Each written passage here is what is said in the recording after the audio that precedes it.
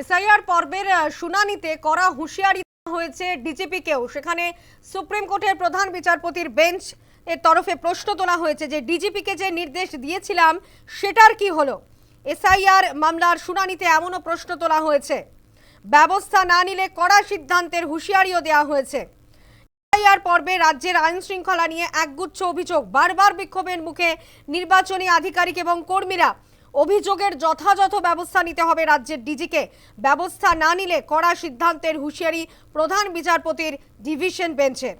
একদিকে যখন এসআইআর মামলায় বেনজির নির্দেশ দিচ্ছে supreme court, district magistrate, additional district ম্যাজিস্ট্রেটদের নিয়ে টিম গঠন করার নির্দেশ দিয়েছে এবং সেখানে স্পষ্ট করে দেওয়া হয়েছে যে জুডিশিয়াল অফিসারদের নির্দেশ রাজ্যকে মানতে হবে এবং এটাই চূড়ান্ত সিদ্ধান্ত বলে মানতে হবে রাজ্যকে।